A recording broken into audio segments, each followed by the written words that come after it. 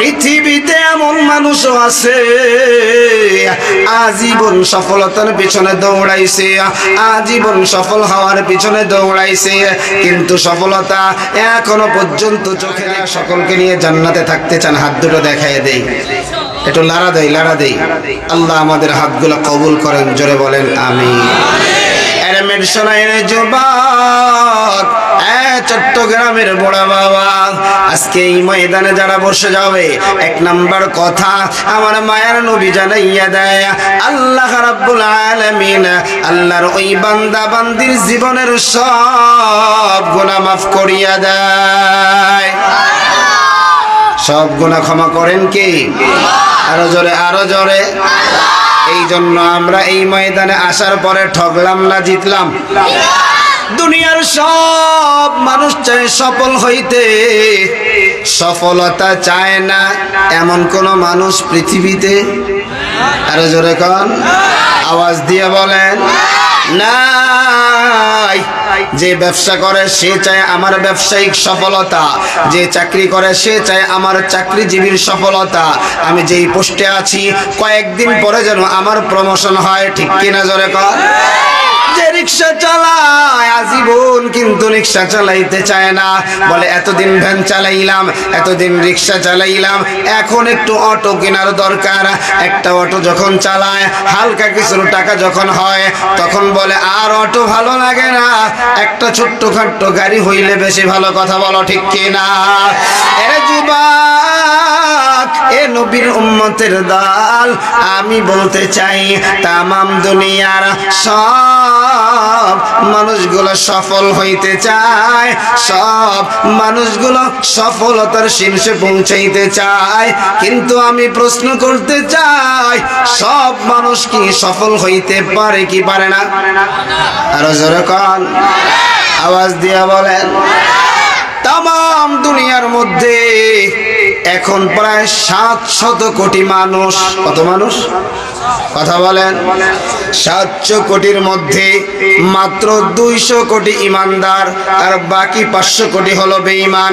আমি একটু জানবার চাই, আল্লাহর যারা মানে না, আল্লাহর কোরআনকে যারা মানে না, মায়ের নবীর হাদিসের যারা অনুসরণ করে না, এরা সফল না ব্যর্থ? আরো জোরে, আরো জোরে। ব্যর্থ। বলে কেন? যাদের মধ্যে আল্লাহর নবীর প্রেম নাই, যারা আমার আল্লাহকে বিশ্বাস করে না, এদের দুনিয়া ও আখিরাতে কোনো জায়গায় মর্যাদা নেই। মর্যাদা।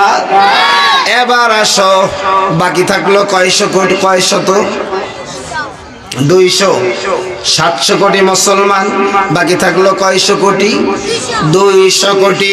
এই 200 কোটি হলো মুসলমান, 700 কোটি মানুষ থেকে 200 কোটি মুসলমান, বাকি সব বেঈমান। এবার আসেন, এই 200 কোটির মধ্যে এমন মুসলমান আছে না নাই, যাদের সম্পর্ক বেঈমানের সাথে, যাদের সম্পর্ক কাফেরের সাথে, যাদের সম্পর্ক মুনাফিকের সাথে, যাদের সম্পর্ক ইহুদিদের সাথে?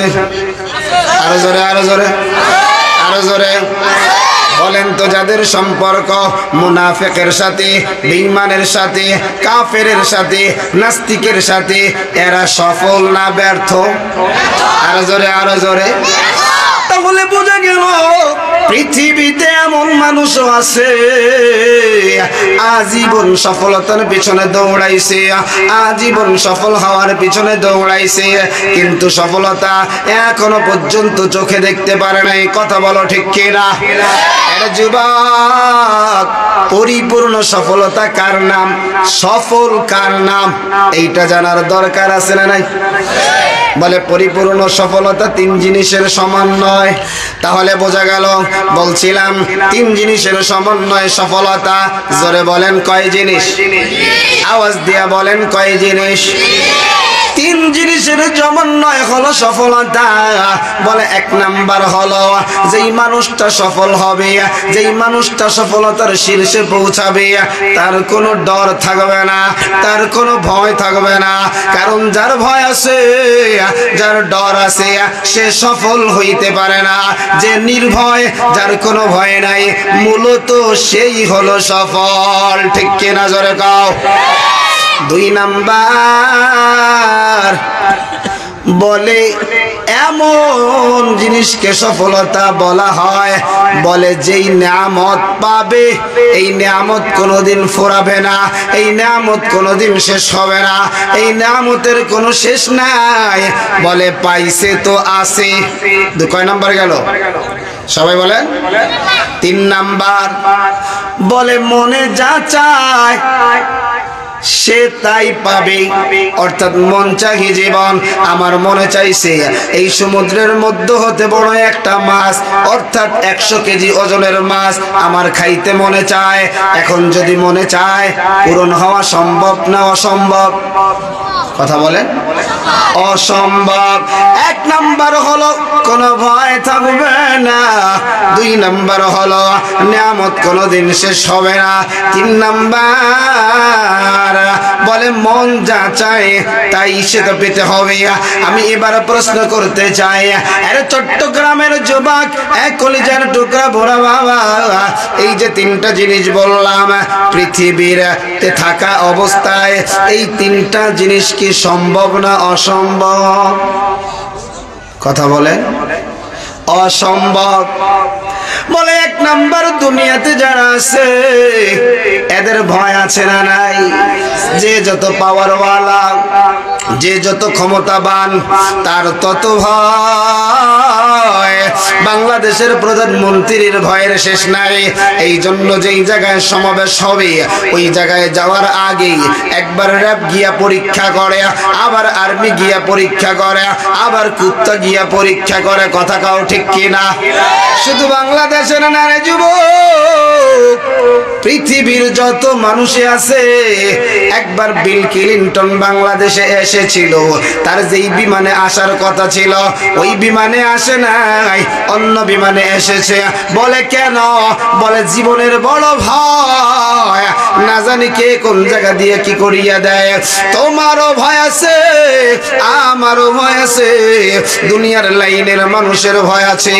এবার যদি তুমি আখিরাতের চিন্তা করো, এবার যদি তুমি পরকালের চিন্তা করো, আল্লাহর নবী, বিশ্ব নবী রাহমাতুল লিল আলামিন কে মায়ের নবীর সাহাবী হযরত আবু বকর প্রশ্ন করে বলে, ইয়া রাসূলুল্লাহ, ইয়া হাবিবাল্লাহ, আল্লাহর নবী গো, আপনার থুতনির নিচে দাড়ির কিছু চুল পাকা পাকা দেখা যায়। আগা নবীজি আপনি তো বুড়া হয়ে গিয়েছেন। মায়ের নবী ডাক দিয়া কয়, আবু বকর আমি বুড়া হই নাই রে, বুড়া হই না, পরকালের ভয় আমার কালো দাড়ি গুলারে সাদা বানাইয়া ফেলাইছে। তাহলে আমাদের ভয় আছে না নাই? তার জোরে কোন আছে না নাই? দুনিয়ার যারা সম্পদওয়ালা এদের ভয় কম না বেশি? আওয়াজ দিয়ে এখন কম না বেশি? আমরা যারা আমাদের সম্পদের দরকার নাই, কিন্তু আমাদের বড় ভাই, আমরা যখন পরকালে যাব, আল্লাহর সামনে যখন দাঁড়াবো, জানি না আল্লাহ আমাদের সাথে কি মুআমালাত করবে। এই জন্য একজন দিনদার এক ওয়াক্ত নামাজও ছাড়ে না, স্ত্রীকে পর্দা করতে বাধ্য করে। পর্দা যদি না করে স্ত্রীকে আলাদা করে দেয়। মেয়ে যদি নামাজ ছাড়িয়ে দেয় মেয়েকে প্রহার করে। ছেলে যদি নামাজ ছাড়িয়ে দেয় ছেলেকে প্রহার করে। আরে যুবক, সব মানুষের ভয় আছে। তাহলে বোঝা গেল যেই দুনিয়ায় এত ভয়, ওই দুনিয়ায় কোনো মানুষ পরিপূর্ণ সফল হতে পারে না। ঠিক কিনা? এইটা গেল 1 নাম্বার। এবার আসেন 2 নাম্বার। বলে যেই নিয়ামত পেয়েছি, নিয়ামতের কোনো শেষ নাই, নিয়ামতের কোনো পরিবর্তন নাই। আমি একটু জানতে চাই, আমি একটু শুনতে চাই, আমার আপনার নিয়ামতের মধ্যে পরিবর্তন আছে না নাই? সবাই বলেন। আমার কথাই আমি বলি রে যুবক, এক সময় বয়স ছিল 16, আস্তে আস্তে 18, একটা চুল তো পাকে নাই, একটা দাড়িও তো পাকে নাই। বয়স যত বাড়ে চুল তত পাকতেছে, দাড়ি তত পাকে, শরীরের শক্তি তত কমে যায়। তাহলে বোঝা গেল নিয়ামত যেটা পরিবর্তন হয়ে যায় এইটা মূলত সফলতা না। এবার আসো 3 নাম্বার, মন যা চায় তা কি পাওয়া যায়? বলে কোন যুবক তো চায় না বুড়া হইতে, কিন্তু প্রশ্ন করতে চাই যুবক বুড়া হয় কি হয় না? আরো জোরে কোন। অনেকে চায় আমার যদি একটা গাড়ি থাকতো, আমার যদি একটা বাড়ি থাকতো, আমার যদি এত কিছু থাকতো, কিন্তু আজীবন গাড়ি গাড়ি করছে, করতে করতে কবরের মধ্যে চইলা গেছে, কোনোদিন গাড়ির মালিক হয় নাই। এমন মানুষ পৃথিবীর জমিনে ছিল কি ছিল না? তাহলে বোঝা গেল এক এক কইরা 3টা জিনিস, 3 জিনিসের সমন্বয় হলো সফলতা। এই 3 জিনিসের একটাও দুনিয়ার মধ্যে, আরো জোরে কোন, আওয়াজ দিয়ে বলেন। আরে যুবক, এবার দিলেন কানটা লাগাও। আমার আল্লাহ জানায়া দেয়, ফামান যুহজিহা আনিন নার ওয়া উদখিলাল জান্নাতা ফাকাদ ফাজ ওয়া মাল হায়াতুদ দুনিয়া ইল্লা মাতাউল গুরুর।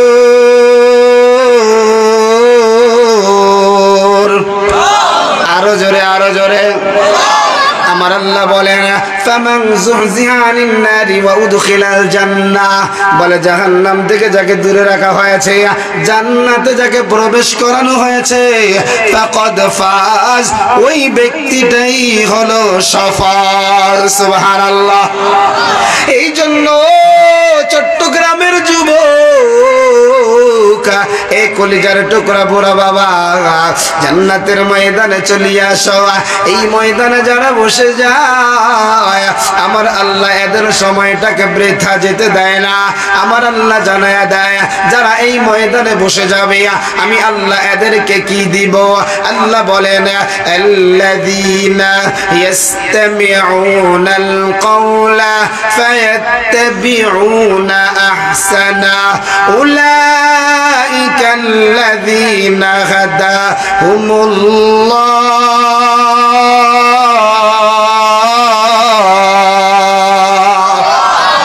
আল্লাহ বলে, এই ময়দানে যারা আগে আগে বৈশা গেছো, আমার বানানো কথা না রে যুবক, এর নবীর উম্মতের দল। আমার আল্লাহ জানাইয়া দেয়, এই ময়দানে যারা বসে গেছে এদের কাজ করতে হবে 2টা। 1 নাম্বার কাজ হলো মনোযোগ দিয়ে কোরআনের বয়ান শুনতে হবে। এই কান লাগায় শুনলে হবে না, বলে দিলের কানটা লাগাইতে হবে। কারণ এই কান শোনার দ্বারা মানুষ একটু কানের সুখ পায়, কিন্তু আমলে রূপান্তরিত করতে পারে না। এই জন্য দিলের কানটা লাগাইয়া দাও।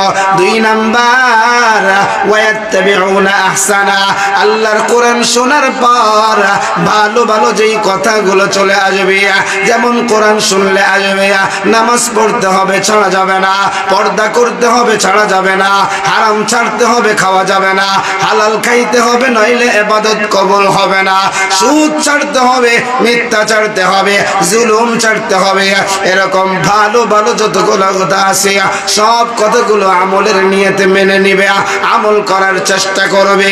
আল্লাহর বান্দা বান্দিরা কাজ করবে কয়টা? জোরে জোরে জোরে, আরো জোরে আওয়াজ দিয়া সবাই বলেন একসাথে। আল্লাহর বান্দা বান্দিরা কাজ করবে 2টা। আমার আল্লাহ জানায় দেয় রে গোলাম, আমার বান্দারা কাজ করবে 2টা, আমি আল্লাহ এদেরকে পুরস্কার দিব 1টা। আল্লাহরা জানাইয়া দিয়া, আল্লাহ গো এই চট্টগ্রামের মানুষগুলা জানতে চায় কি পুরস্কার আপনি দিবেন। আমার আল্লাহ বলেন, উলাইকাল্লাযীনা হাদাহুমুল্লাহ।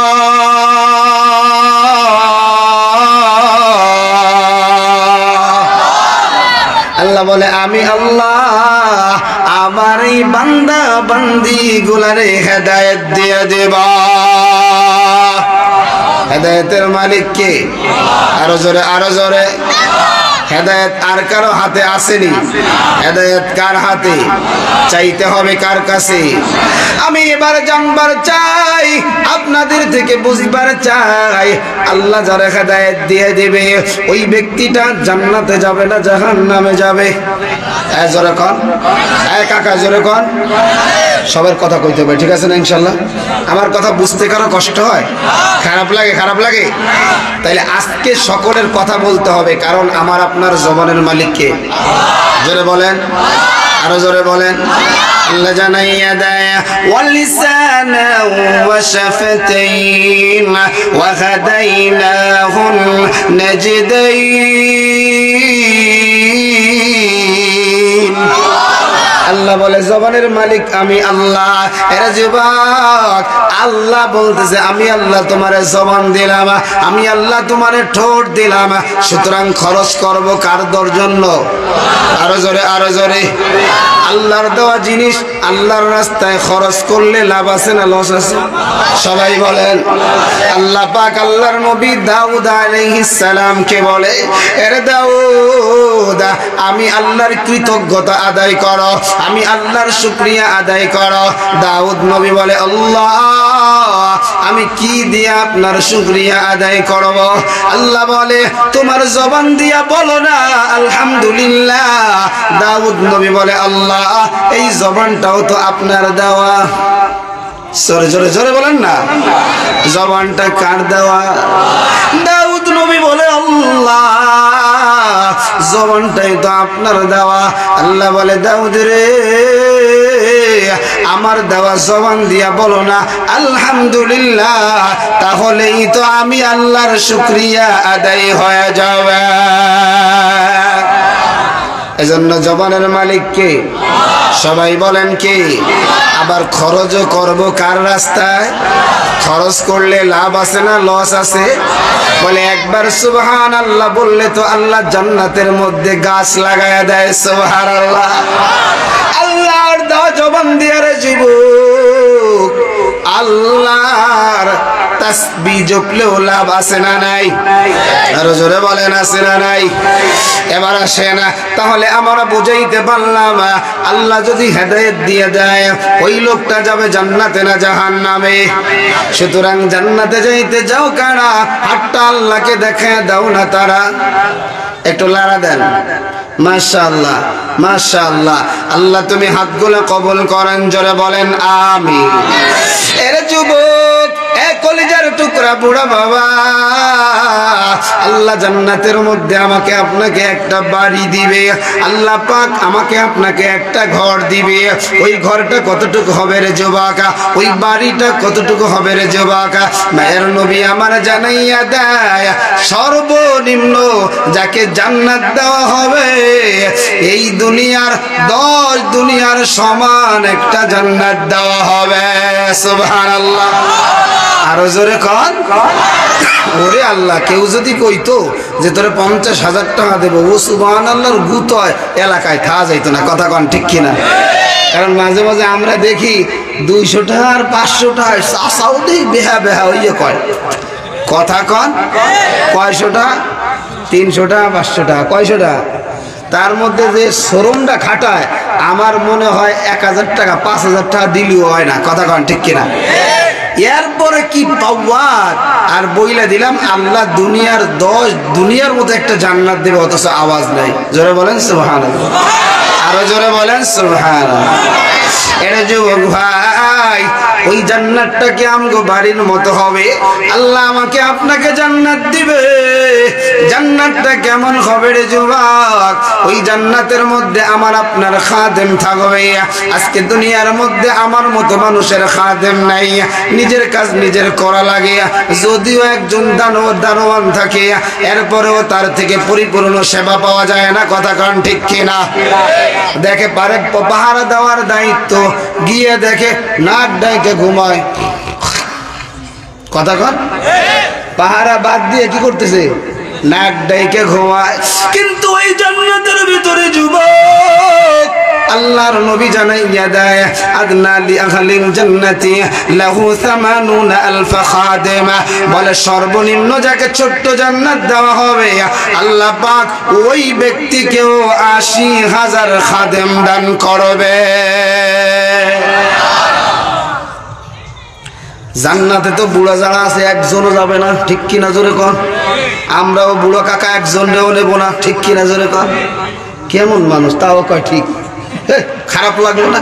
এই যে সভাপতি সাহেব আমার কাকার থুয়ে জান্নাতে যাওয়া যাবে না, সবাইরে নিয়ে যাবো, কথা কয় না, আরো জোরে কয় না। আমার আল্লাহর নবী জানাইয়া দেয় জান্নাতে কোনো বুড়া যাবে না, কারণ জান্নাতের মধ্যে জান্নাতের গেটে একটা নদী আছে নাহরুল হায়াত, ওই নদীর মধ্যে আমাকে আপনাকে চুবানো হবে। আরে ছোট্ট গ্রামের যুবক, আরে মেরসরাইলের বুড়া বাবা, ওই জান্নাতের মধ্যে যখন চুবানো হবে, ডুবানো হবে, চুবানো বুঝেন কি বোঝেন না?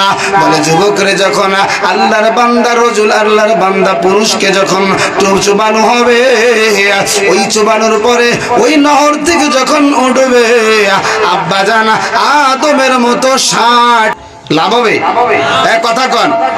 তো সেই কাহিনী মনে পড়ে গেল। তো ওই চাচা আর চাচি দুইজন বয়ান শুনছে, তো ওনারা ময়দানে আসেনি, চিন্তা করছে হুজুরের ওয়াজ তো ঘরে বসে শোনা যায়, কি দরকারটা আছে এত কষ্ট করে ময়দানে ঠান্ডা মাটিতে বসবো? চাচা আর চাচি দুইজন বয়ান শুনতেছে, গল্প করতেছে একটু মাঝে মাঝে, কারণ চাচা চাচি দুইজন যদি এক জায়গায় থাকে মাঝে মাঝে গল্প না হইলেও তো ঝগড়া তো হয়, কথা কন ঠিক কিনা? কথা কন, গল্প না হইলেও কি হয়? ঝগড়া তো একটু হয়। যাই হোক, ঝগড়া টগড়া হচ্ছে। তো এখন হুজুর বয়ানে বলছে এই মোজ ভিজায়া পানি খাওয়া মাকরু। মোজ ভিজায়া পানি খাওয়া কি? আরো জোরে কন। আমগো সমাজে দেখবেন অনেকে আছে মৈশ বিড়াল, এর নাম দিছে মৈশ বিড়াল। কি দিছি? রাগ করেন নাকি? ও মোষ এরকম রাখছে, এই জায়গা গিয়ে আবার বর্ষির মতো একটা প্যাঁচ মারছে। আমি বললাম কি রে চাচা কামটা করছো কি? মোষ রাখছো ভালো কথা, প্যাঁচ দিছে কাউজের একটা স্টাইল আছে না, অথচ তার থুতনির নিচে তাকায় দেখি পুরোটাই ক্লিন, কিচ্ছু নাই। তো ওহানে স্টাইল, এখানে একটু স্টাইল হলে ভালো হয় না? কারণ যারে দাড়ি আল্লাহ দিছে ওরা দেখতে তো খারাপ দেখা যায়, ঠিক না? দেখতে খারাপ দেখা না যায়, ভালো দেখা যায়। আরো জোরে কন। হ্যাঁ যুবক, তোদের যাদের দাড়ি নাই আমি বইলে গেলাম, যারা যারা দাড়ি রাখবি আল্লাহ তোদেরকে দুনিয়ার জমিনেই হুরের মতো নাড়ি দিবে। সুবহানাল্লাহ কন। হুজুর দুনিয়ার মধ্যে হুর কেমনে দিলেন? এক নাম্বার কথা হলো দাড়িওয়ালা যুবকদেরকে যারা পছন্দ করে এই মেয়েগুলো হবে দিনদার। সুবহানাল্লাহ কন। যেই ঘরে দিন আছে ওই ঘরের মতো শান্তি পৃথিবীতে আরো যারা কন। বহুত অভিযোগ আমাদের কাছে আছে।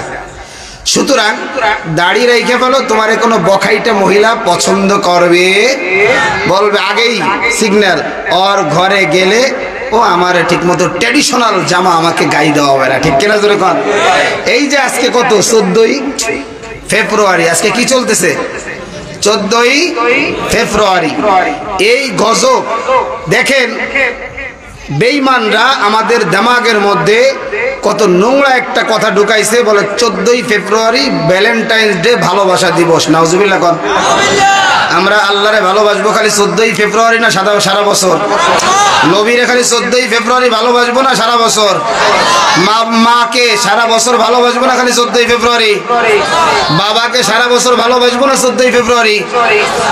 স্ত্রীকে সারা বছর ভালোবাসবো না 14ই ফেব্রুয়ারি? তাহলে দেখেন, তাহলে বোঝা গেল যে একটা দিন যে ভালোবাসার দোহাই দেওয়া হচ্ছে এটা মুসলমানের কোন সংস্কৃতি? হ্যাঁ যুবকরা বলো, মুসলমানের কোন সংস্কৃতি? আর এই ভালোবাসাগুলো গ্রহণ করেছে কারা? আসতে সময় রাস্তায় আমি দেখলাম লম্পট এলাকার, উচ্ছৃঙ্খল মেয়ে এলাকার, যাদের মা বাবা নিজেরাও নামাজ পড়ে না, নিজেরাও পর্দা করে না, নিজেরাও দায়ুস, মেয়েদেরকে বেপর্দা ছেড়ে দিছে, এরাও দায়ুস। ঠিক কিনা জোরে কও? দায়ুস আল্লাহর তরি জান্নাতে। আরো জোরে বলেন, দায়ুস আল্লাহর তরি জান্নাতে। একটু আওয়াজ দিয়া বলেন, তাহলে একটু খুশি হব। দায়ুস আল্লাহর তরি জান্নাতে। আরো জোরে বলেন, জান্নাতে। কারণ যার মা বাবা নিজের মেয়েকে পর্দায় রাখছে না, নিজের ছেলেকে সুন্দরভাবে এই সমস্ত বেহায়াপনা বেলাজা থেকে, এই কুত্তাকুত্তি দিবস নষ্টামি দিবস থেকে নিজের মেয়েকে হেফাজত করছে না, নিজের ছেলেকে হেফাজত করছে না, এই ছেলে এই মেয়ে যখন জাহান্নামে যাবে তখন আল্লাহর কাছে ফরিয়াদ করবে, নাজআলহুমা তাহতা আকদামিনা লিয়াকুনা মিনাল আসফালিনা। আয় আল্লাহ, আমার এই মাই তো আমার এই জাহান্নামে যাওয়ার জন্য দায়ী, আমার এই বাবাই তো আমার এই জাহান্নামে যাওয়ার জন্য দায়ী। সুতরাং আমার মা বাবাকে নিয়ে আসো, আজকে আমার মা বাবার কলজের উপরে পাড়া দিয়া আজকে আমি জাহান্নামে যাব। নাউজুবিল্লাহ পড়বেন না? যুবক ভাই, বুড়া বাবা, যাদের সন্তানের সমস্ত ওয়েস্টার্ন কালচার পালন করে, যারা আজকে পর্দা বশিদার তোয়াক্কা করে না, আজকে হালাল হারামের তোয়াক্কা করে না, ওই সময় যখন আমাকে আপনাকে, ওই সময় যখন আমার আপনার সন্তানগুলা আমার আপনার বুকের উপরে পাড়া দিয়ে জাহান্নামে যাবে, আমার আপনার খুব ভালো লাগবে না? কি বলেন? ছেলে মেয়ে সন্তানের কারণে বাবা মায়েরও কিন্তু জাহান্নামে যাওয়া লাগবে। আল্লাহ হেফাজত করেন, বলেন আমিন।